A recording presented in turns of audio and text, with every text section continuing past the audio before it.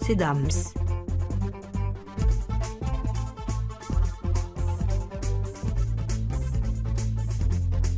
Cedams, votre étude gratuite en assurance.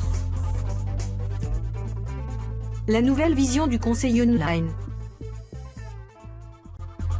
Cedams vous présente la chaîne info vidéo sur l'assurance habitation.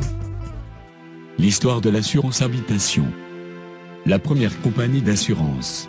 C'est vers 1063 après Jésus-Christ, du côté de Venise, que les premiers contrats d'assurance voient le jour. Comme à Rhodes, puis à Rome, les marchands italiens développent le principe de mutuelle, en créant et alimentant des fonds visant à dédommager les expéditions maritimes, n'arrivant pas à bon port. À cette époque, apparaît même le terme « police », de l'italien « polizza », qui désigne encore aujourd'hui les termes d'un contrat d'assurance. Portugais, anglais, espagnol et français ne tardent pas à utiliser ce système à leur tour, avant qu'en 1424, à Gênes, ne soit fondée la première compagnie d'assurance de l'histoire. C'est également au XIe siècle que se multiplient les premiers courtiers en assurance. L'invention de l'assurance moderne. À partir du XVIIe siècle, l'assurance va véritablement prendre les allures qu'on lui connaît aujourd'hui, et c'est un événement tragique qui va accélérer cette mutation. En effet, en 1666, à la suite du terrible incendie qui ravage plus de 13 000 bâtiments londoniens, qui représentaient près de 90% des habitations de la ville, que Nicolas Barbon, un économiste britannique, invente le principe d'assurance incendie, ancêtre de l'assurance habitation. L'une des premières manifestations de l'assurance habitation fut l'installation d'une plaque en métal, appelée plaque d'incendie, à un endroit bien en vue sur la façade des demeures. Lorsqu'ils voyaient cette plaque, les pompiers savaient que l'immeuble était assuré, et qu'ils devaient le protéger en priorité, en cas d'incendie.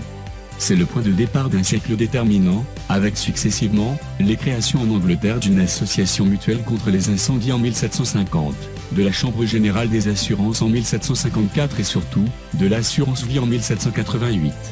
Au Canada. En 1804, la première société à offrir de l'assurance au Canada, fut la compagnie d'assurance Phoenix, qui ouvrait un bureau à Montréal. L'incendie était le principal risque assuré dans les années 1800, et, au début des années 1900. Au fur et à mesure que de nouveaux risques s'ajoutaient, et que l'intérêt à se protéger contre ces risques grandissait, de nouvelles polices étaient proposées. À cette époque, il fallait acheter des polices distinctes pour chaque risque, incendie, foudre, tremblement de terre, vol, etc. En 1950, le principal risque demeurait l'incendie. Mais, c'est à cette période qu'est né le concept de l'assurance habitation moderne que nous connaissons aujourd'hui. Pour la première fois, les clients pouvaient souscrire une assurance contre des risques multiples, dans une même police. Aujourd'hui, au cours des 30 dernières années, le Canada et le reste de la planète ont connu une augmentation alarmante des sinistres attribuables à des phénomènes météorologiques violents. La France, pour sa part, a emboîté le pas aux Anglais, dès la fin du XVIIe siècle, notamment sous l'impulsion de Colbert. Mais la révolution de 1789 marque un coup d'arrêt dans la modernisation de la protection payante. Il faut ainsi attendre le milieu du XIXe siècle pour que la première mutuelle incendie soit créée, avant en 1864, le concept d'assurance accident. En 1982, c'est une loi sur l'indemnisation des victimes des catastrophes naturelles qui est promulguée. Qu'est-ce que l'assurance habitation ? L'assurance habitation est une assurance destinée aux habitations de particuliers et de leurs annexes. Son but principal étant de couvrir les locaux, leur contenu et la responsabilité civile de ses occupants. Pour les contrats d'assurance habitation, on parle de contrat MRH, multirisque habitation. Pour les locaux de professionnels, on parle de multirisque professionnel. Les garanties. Les principales garanties qui peuvent être proposées sont découpées en plusieurs catégories. L'incendie et événements assimilés, cette garantie couvre les dommages causés suite à un incendie, une explosion, la foudre ou bien les dégradations dues à la fumée. Le choc de véhicule, généralement il est une avance sur le recours contre le tiers responsable, c'est-à-dire que la garantie ne joue que lorsque l'assurance du véhicule est connue.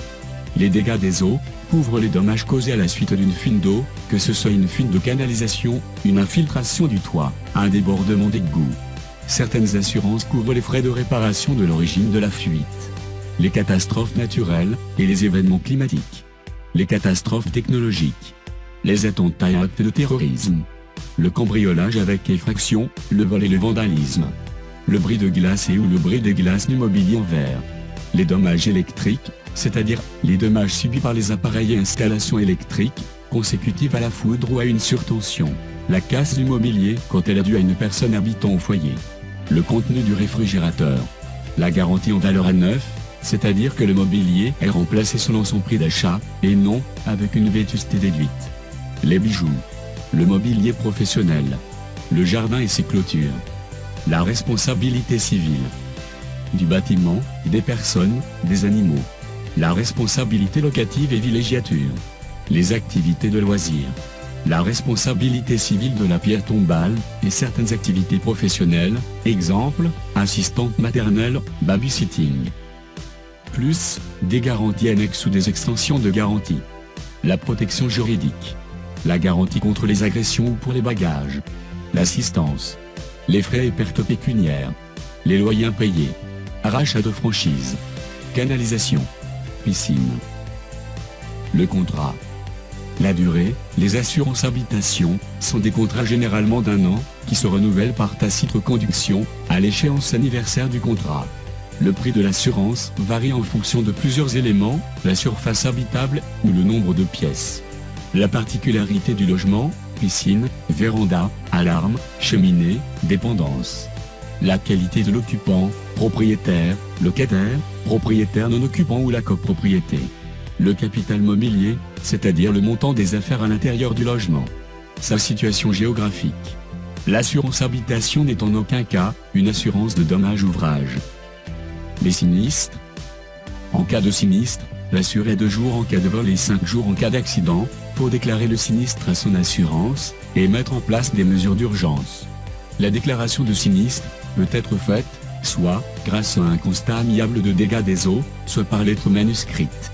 En cas de sinistre couvert, une expertise est réalisée par un expert indépendant, ou bien une entreprise agréée par l'assurance qui estime le prix des réparations ou des biens.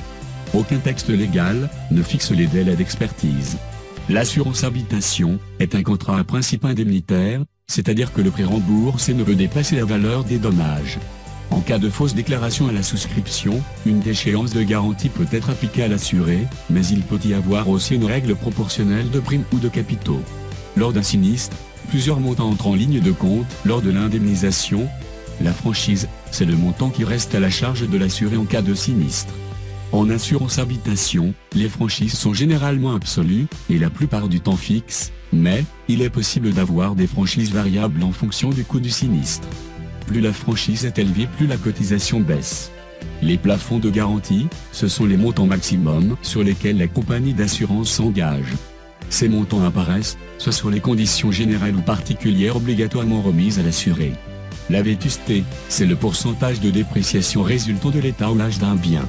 En cas de dégâts des eaux, si au moins 2 sociétés d'assurance sont impliquées, le sinistre est géré en fonction de la convention CIDRE, qui selon la cause du sinistre, le montant des réparations et des biens endommagés, pourra faire jouer la responsabilité locative du locataire, ou bien le contrat propriétaire non occupant du bailleur, ou bien la multirisque immeuble du syndic.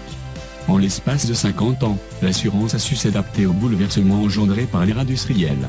Le XXe siècle s'est ainsi achevé sur ce constat, l'assurance est un service indispensable au quotidien de millions de personnes. Rien n'a changé depuis.